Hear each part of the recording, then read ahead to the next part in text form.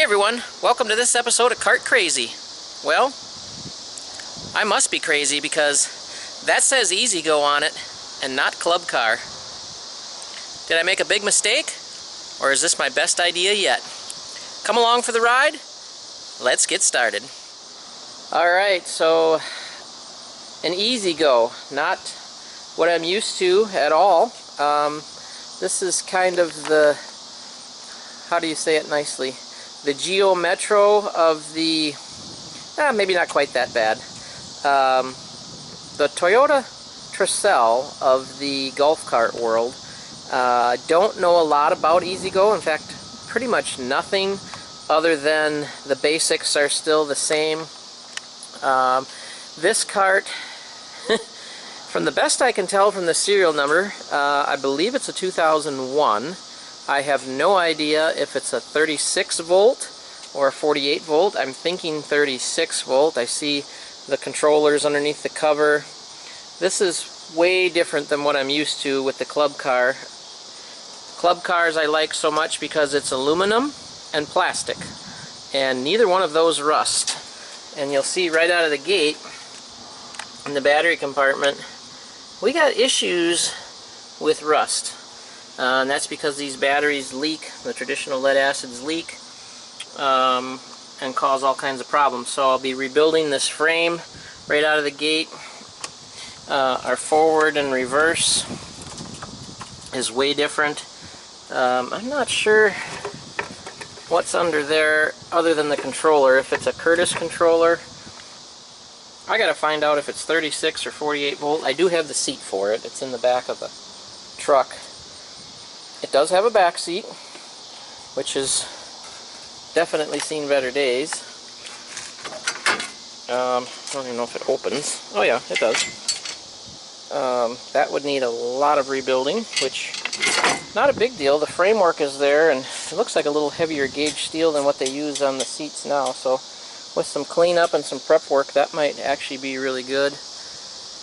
The top is okay shape. It's got some scrapes and gouges that probably won't get used anyway.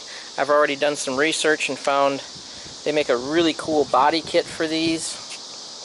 Of course, I probably wouldn't put lead acids back in it. I'll rebuild that frame and we'll drop a nice lithium battery in there. There we go.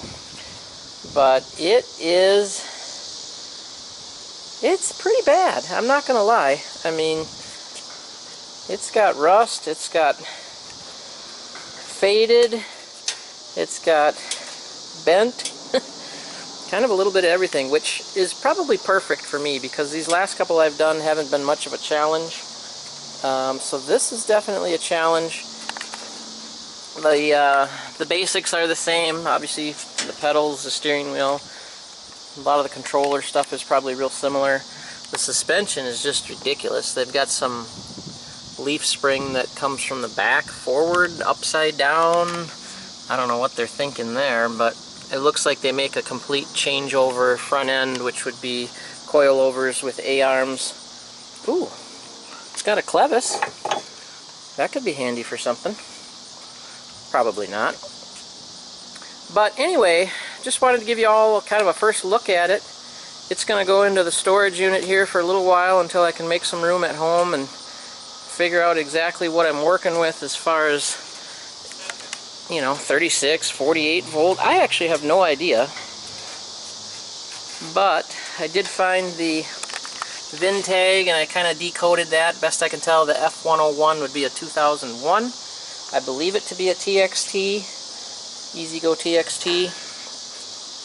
So we've got moss growing on it. This kind of reminds me a lot of, oh look, a tractor tire. Nice. This reminds me a lot of Mater when I first picked that one up.